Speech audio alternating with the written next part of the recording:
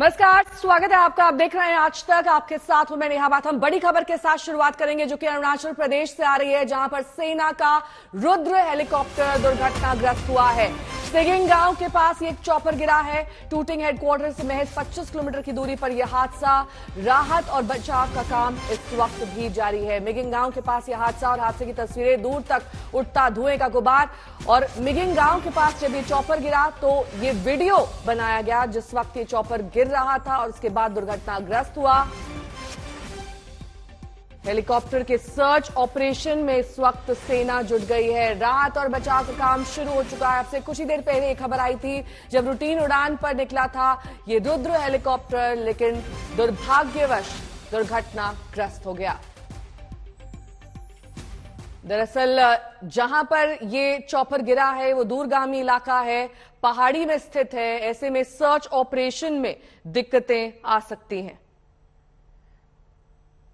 मलबे की तलाश की जा रही है। सेना इस काम में जुटी हुई है। अभिषेक भल्ला हमारे साथ जुड़ गए हैं तमाम जानकारी के साथ।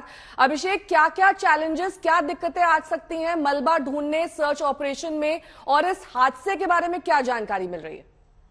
देखिए, ये बहुत ही नेहा टफ टेरेन है और जहां पर ये क्रैश हुआ है वहां पे रोड कनेक्टिविटी बिल्कुल भी नहीं है, बल्कि दूर दूर तक घने जंगल हैं और सड़क ना होने के कारण जो रेस्क्यू सर्च ऑपरेशन हैं उनमें बहुत ज्यादा डिले हो रहा है, बाधाएं आ रही हैं। इसके अलावा जो जानकारी हमारे पास अभी तक आई है कि ये रुद्रा हेलीकॉप्टर है भारतीय सेना का।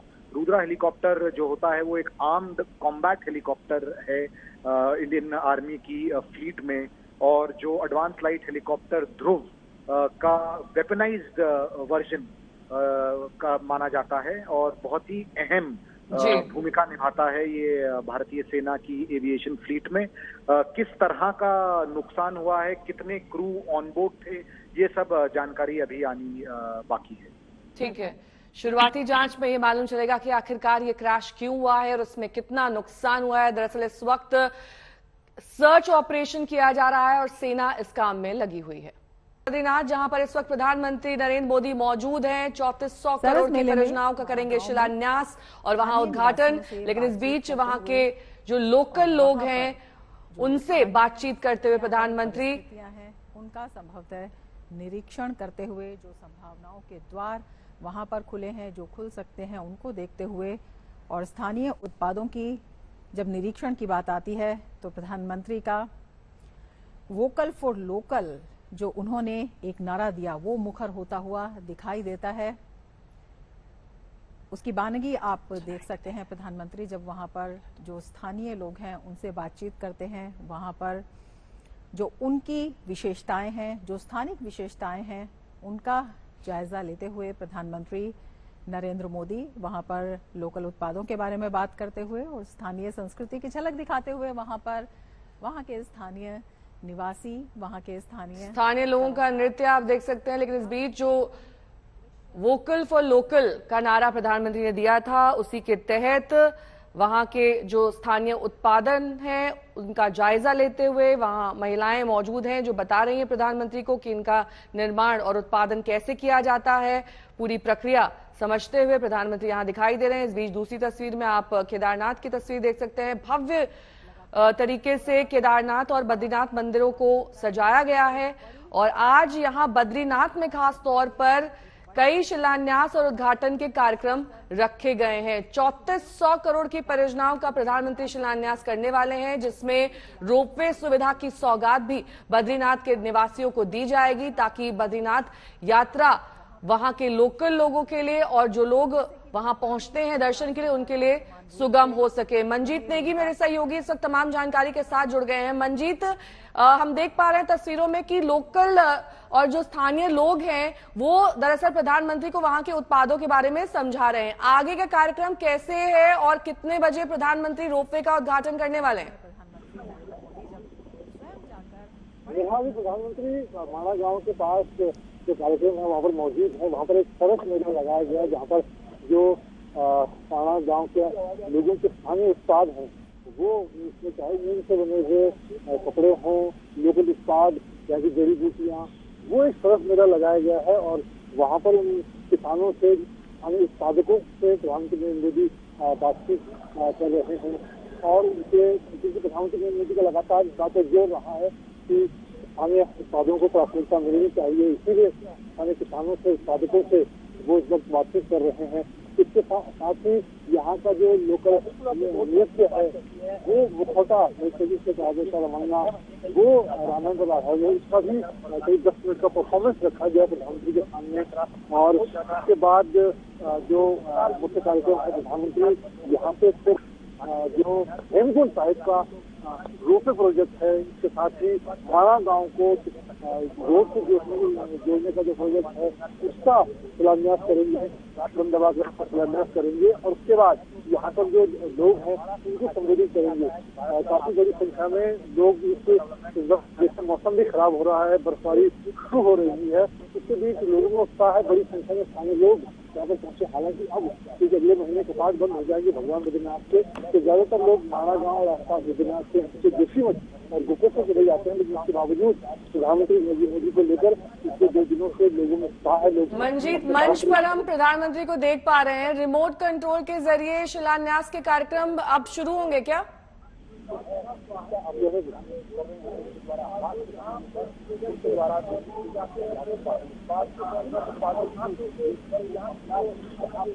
मंजीत, आप मुझे सुन पा रहे हैं? जी हाँ, प्रधानमंत्री अब जो हेमकुंड साहब का रोपवे प्रोजेक्ट है उसका उद्घाटन कर रहे हैं। इसके साथ ही माणा गांव को जो रोड से जोड़ने का प्रोजेक्ट है और ऑल ओवर रोड जो कि चारों को जोड़ने का काम करेगी बद्रीनाथ और यहाँ आखिरी गांव जो ये सीमांत गांव है माणा, उसको जोड़ने का ये प्रोजेक्ट है। इसके साथ ही पूरा जो मास्टर प्लान है माणा गांव और बद्रीनाथ के आसपास उससे ये प्रोजेक्ट है। हालांकि आज एक वाइब्रेंट गांव का प्रोजेक्ट था, वो भी प्रधानमंत्री मोदी ने उससे हस्तक्षेप रखे हैं और इसके साथ ही अब लोगों को भी संबोधित प्रधानमंत्री नरेंद्र मोदी करेंगे। और क्योंकि इस वक्त प्रधानमंत्री ने यहाँ पर केदारनाथ का रुख किया है और अब क्योंकि केदारनाथ में अगर निहार देखें तो वहाँ पर जो केदारनाथ के पुनर्निर्माण का काम 2013-14 से हुआ था वो लगभग पूरा होने वाला है और ऐसे में अब प्रधानमंत्री नरेंद्र मोदी के फोकस में बद्रीनाथ की पूरी बद्रीनाथ घाटी और माणा गांव फोकस में, इसीलिए आज यहाँ पर समय निकालकर यहाँ मौजूद हैं। और आज यहाँ पर इनके रुकने का भी कार्यक्रम है। यहाँ पर जनसभा को संबोधित करने के बाद प्रधानमंत्री नरेंद्र मोदी स्थानीय प्रशासन के साथ, राज्य सरकार के साथ, अधिकारियों के साथ बैठकर पूरे मास्टर प्लान और जो निर्माण के काम यहाँ पर शुरू हुए हैं तो उसका जायजा भी लेंगे। उसके साथ एक यहाँ पर प्रेजेंटेशन बनाया गया है जहाँ पर उस प्रधानमंत्री को प्रेजेंटेशन दिखाया जाएगा, उसकी समय सीमा प्रधानमंत्री ने तय की है। और यहाँ पर ये बताना जरूरी है कि प्रधानमंत्री लगातार इस बात को कहते हैं कि वो जिस प्रोजेक्ट का शिलान्यास करते हैं उसका वो आवेदन भी करते हैं, उद्घाटन भी करते हैं।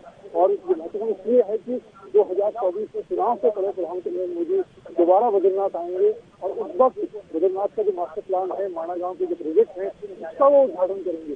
इसीलिए आज वो काफी वक्त यहाँ पर दे रहे हैं और इसीलिए 2 बजे के बाद का वक्त उन्होंने अधिकारियों के साथ बैठक के लिए रखा है और जिसमें वो गाँव पर अधिकारियों को इस बात के निर्देश देंगे और इस बात को इंश्योर करेंगे कि जितने प्रोजेक्ट बद्रीनाथ के सौंदर्यीकरण को लेकर, मास्टर प्लान को लेकर वो आज शुरू करने जा रहे हैं, वो 2024 से पहले वो उनका उद्घाटन भी करेंगे। इसलिए ये काफी दबाव भी होगा यहाँ पर सारे प्रशासन के लिए। हालांकि मौसम की समस्या है यहाँ पर, अब बर्फबारी के बाद निर्माण के काम होंगे वो नहीं हो पाते हैं उसकी तेजी के साथ, लेकिन कोशिश होगी कि नई तकनीक के जरिए और यहाँ का जो पूरा पहाड़ है वो जिस तरह का उसमें काम करने की जो चुनौतियां, उसके बावजूद प्रधानमंत्री इस बात को इकट्ठा करके यहाँ से निकलेंगे। इसलिए आज इतना समय वो यहाँ पर दे रहे हैं और रात को भी उनके रुकने का कार्यक्रम है। 2 बजे के बाद वो 2 से 5 बजे कार्यक्रम रखा गया, वो प्रेजेंटेशन का रखा गया है। अधिकारियों के साथ मुख्यमंत्री स्थानीय और तमाम जो लोग हैं उनके साथ बैठकर एक योजना पर वो बात करेंगे और उसके बाद 5 बजे से लेकर वो रात को 8 बजे का कार्यक्रम अभी दोबारा जानकारी है। मुझे पहले ये कहा गया था कि प्रधानमंत्री मोदी हो सकता है वापस जाए, लेकिन अभी कहा जा रहा है कि वो आज रात में विश्राम नगर करेंगे। 5 बजे के बाद फिर वो बद्रीनाथ मंदिर में रात की जो शयन आरती है और शामिल होंगे, लेकिन उनका ज्यादा फोकस इस बात तो होगा कि आज वो यहाँ पर रात को रुककर जो जितने भी विकास और जो जितने भी विकास और निर्माण के काम वो शुरू करने जा रहे हैं उनको वो पूरा करने की काफी निर्देश अधिकारियों को देंगे। ये जो माणा गांव जिसका चुनाव किया गया है इतने बड़े और भव्य कार्यक्रम के लिए, दरअसल इसकी महत्वता क्या है? अगर इसकी धार्मिक और पौराणिक महत्वता पर गौर करें तो क्या बताएंगे आप मंजीत? नेहा, मैं दिखाना चाहूंगा ये आखिरी सीमांत गांव है और अगर आप पूरे बद्रीनाथ और माणा गांव को देखें तो ऐसी पौराणिक परंपरा है कि ये सतयुग, हमारे जो 4 धाम है उसमें बद्रीनाथ धाम को सतयुग का धाम माना जाता है। कहा जाता है कि भगवान विष्णु ने नारायण रूप में यहाँ पर तपस्या की थी, इसलिए उस काल के बहुत सारे प्रमाण यहाँ पर मौजूद हैं। नर नारायण पर्वत मौजूद है जिसके तलहटी में भगवान बद्रीनाथ विराजमान हैं। और अगर माणा गाँव को आप देखें तो माणा गाँव के आगे मैं आपको दिखाना चाहूंगा, कैमरामैन मदन से बताऊंगा, गाँव के आगे गणेश गुफा है, उसके आगे और उस काल से जुड़े हुए यानी कि सतयुग से जुड़े हुए बहुत सारे चीजें हैं। कहा जाता है कि भगवान वेद व्यास ने यहाँ पर पुराणों की रचना की, महाभारत यहाँ पर लिखा गया। गणेश जो गुफा है वहां पर वेद व्यास ने के उच्चारण से को भगवान गणेश जी ने अपनी कलम से लिखा और यहाँ पर उनकी रचना हुई, उसके प्रमाण यहाँ पर नजर आते हैं। इसलिए जो भी लोग भगवान बद्रीनाथ के दर्शन के लिए तीर्थयात्री यहाँ पर पहुंचते हैं वो आगे माणा गांव जरूर जाती है। और इसीलिए आज तक ने केदारनाथ मंदिर के पुजारी यशोधर मैथाणी से बातचीत की है। केदारनाथ में पीएम मोदी को पूजा करवाने वाले पुजारियों के दल में यशोधर मैथाणी शामिल थे। मैथानी जी, आज तक पर आपका स्वागत है। प्रधानमंत्री की तस्वीरें हमने बाहर से देखी, दर्शकों को दिखाई, लेकिन आप जरा बताइए कैसे आप लोगों ने स्वागत किया और जब वो गर्भगृह में गए अंदर मंदिर प्रांगण में तो वहां क्या कुछ था? वंदे देवमापतिं सुरगुरुं वंदे जगत कारणं वंदे पन्नगभूषणं मृगधरं वंदे पशूनां पतिं वंदे सूर्यशशाङ्कमण्यनयनं वंदे मुकुन्दं प्रियं वंदे भक्तजनाश्रियं च वरदं वंदे शिवं शंकरम।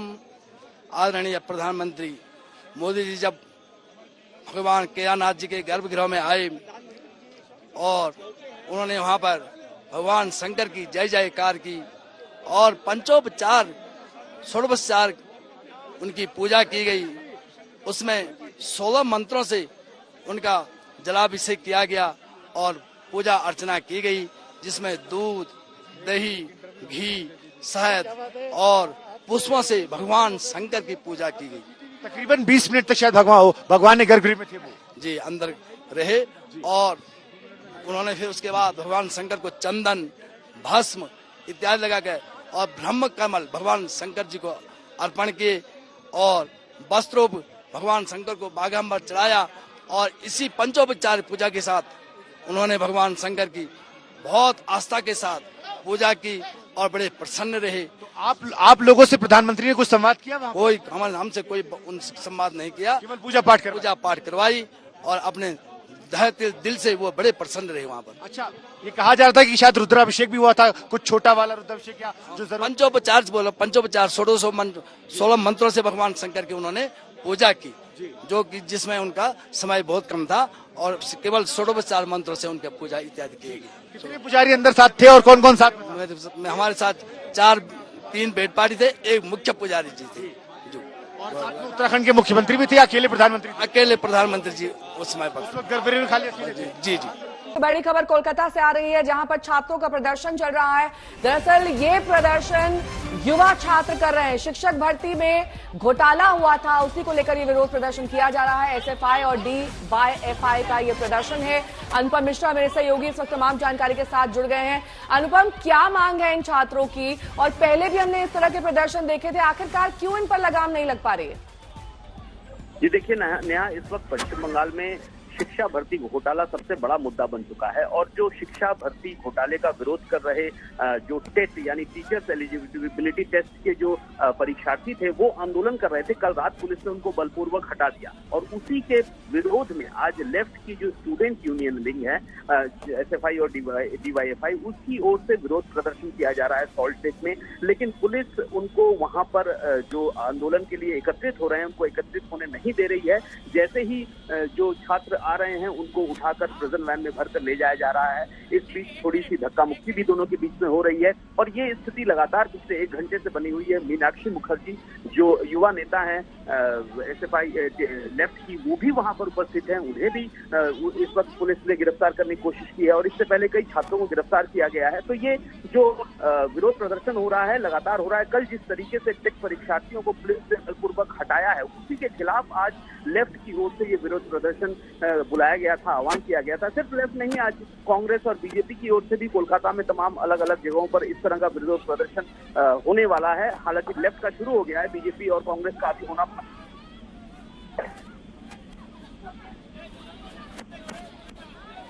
इस बीच तस्वीरें आप देख पा रहे हैं कोलकाता में, जहां पर शिक्षक भर्ती की मांग और उसमें घोटाले को लेकर छात्रों का ये प्रदर्शन, जिसे लेफ्ट द्वारा सपोर्ट किया जा रहा है। कुछ छात्र डिटेन भी किए गए हैं। संघर्षरत स्थिति है और सख्ती के बाद और ज्यादा उग्र ये आंदोलन हो गया है। ये वजह बताई जा रही है कि छात्रों की मांग को अनसुना कर दिया गया और सख्ती बरती गई, जिसको लेकर ये छात्र अब उग्र प्रदर्शन कर रहे हैं। SFI और DYFI का ये प्रदर्शन बुलाया गया है। कोलकाता में ये प्रदर्शन चल रहा है, जहां पर आप फोर्सेस की तैनाती देख सकते हैं। पुलिसकर्मी वहां पर छात्रों को सड़क से हटाने की कोशिश में लगे हुए हैं, लेकिन इस बीच कई छात्रों को डिटेन भी किया गया है। अनुपम मेरे सहयोगी जुड़े हुए हैं तमाम जानकारी के साथ। अनुपम, अभी भी ये संघर्षरत स्थिति छात्रों और पुलिस कर्मियों के बीच बनी हुई है या फिर अभी माहौल शांतिपूर्ण है थोड़ा बहुत? जी नहीं, ये स्थिति लगातार 1 घंटे से बनी हुई है।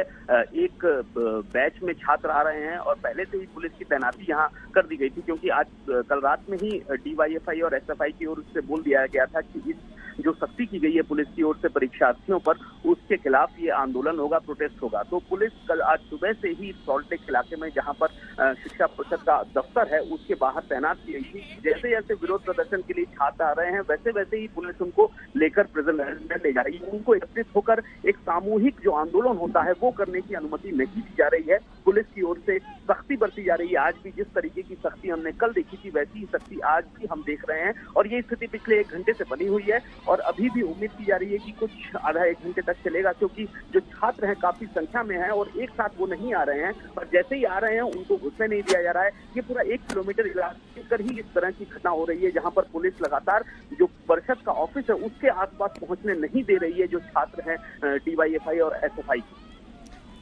अक्सर अनुपम ये देखा जाता है कि जब भी इस तरह का कोई मुद्दा होता है, पॉलिटिकल पार्टीज उसे कैश करने की कोशिश करती हैं। इस भर्ती घोटाले में भी यही दिखाई दे रहा है। जी बिल्कुल नेहा, पिछले कई महीनों से हम जो देख रहे हैं कि TMC इस पूरे मामले में घिरी हुई है। BJP, CPM, कांग्रेस तीनों इस मुद्दे को भुनाने की कोशिश में लगी हुई है और एक मुद्दा बन चुका है यहाँ पर और लगातार इसको लेकर आंदोलन भी हो रहा है और ये आंदोलन लगातार चल रहा है। हालांकि अब दिवाली नजदीक है, लेकिन फिर भी इस आंदोलन में कमी, छात्र यहाँ थे उनको कल रात बलपूर्वक हटा दिया गया और उसके बाद ये आंदोलन और जो पॉलिटिकल एक्टिविटी है, गतिविधियां हैं, वो और तेज हो गई हैं बंगाल में। और तीनों जो मुख्य पार्टियां हैं, बीजेपी, लेफ्ट और कांग्रेस, इस वक्त इस मुद्दे के खिलाफ आंदोलन पे उतारू है। और साथ ही आज जिस तरीके से प्रदर्शन किया गया उसमें 2 तरह के ग्रुप्स शामिल हुए। उनकी मांगों को पहले अनसुना किया गया, उन पर सख्ती बरती गई, इसी वजह से आज प्रदर्शन उग्र हुआ या फिर वजह कुछ और है अनुपम? ये देखिए, मैं शुरुआत से आपको बता दूं कि नौकरी देने की मांग पर जो टेट के परीक्षार्थी हैं, जो शिक्षक हैं जिनको नौकरी नहीं मिली है, वो आंदोलन कर रहे थे और लगातार ये आंदोलन पिछले 4 दिनों से सॉल्ट लेक में जो शिक्षा परिषद का दफ्तर है उसके सामने ये आंदोलन चल रहा था।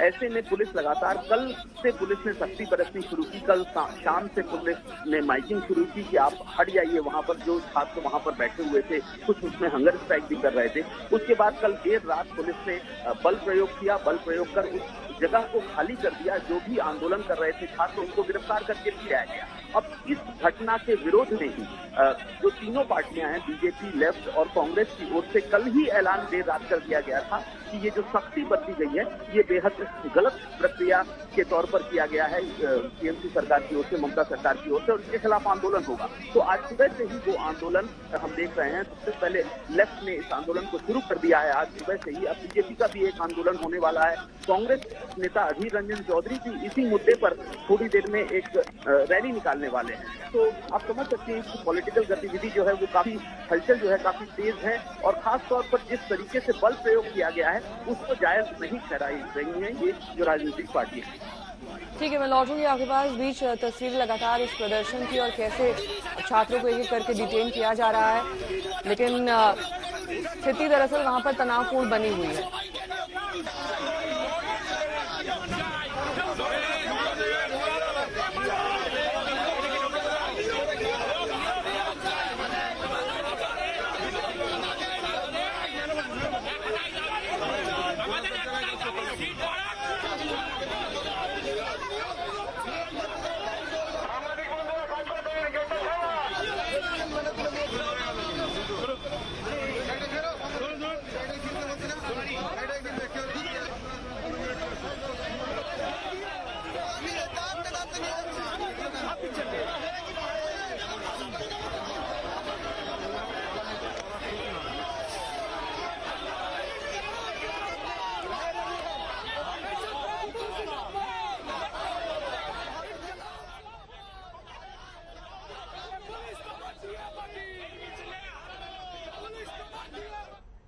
और अब बात अरुणाचल प्रदेश की करेंगे, जहां पर सेना का रुद्र हेलीकॉप्टर दुर्घटनाग्रस्त हुआ है।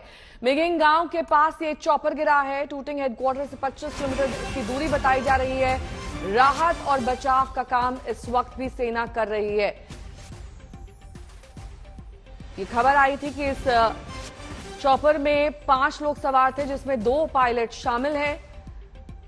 सर्च ऑपरेशन में दिक्कतें आ रही हैं क्योंकि ये दरअसल दूरगामी इलाका है, पहाड़ों से घिरा हुआ है, और ये जो वीडियो आप देख रहे हैं दरअसल दूर से लिया गया है, जिसमें सिर्फ धुआं उठता हुआ दिखाई दे रहा है जहां पर ये दुर्घटना हुई है। अभिषेक भल्ला मेरे साथ जुड़ गए हैं तमाम जानकारी के साथ। अभिषेक, क्या डिटेल्स मिल रही है हादसे की? 5 लोग सवार थे जिसमें 2 पायलट थे, ये रूटीन उड़ान थी? जी नेहा, ये इसमें 5 लोग ऑन बोर्ड थे, 2 पायलट्स थे। किस तरह का डिप्लॉयमेंट था, मिशन था, ये कहना थोड़ा मुश्किल होगा, लेकिन रुद्रा एक कॉम्बैट हेलीकॉप्टर होता है। संवेदनशील इलाका है, चीन की सरहद के बेहद नजदीक, तो इसके चलते जो रेस्क्यू ऑपरेशंस भी हो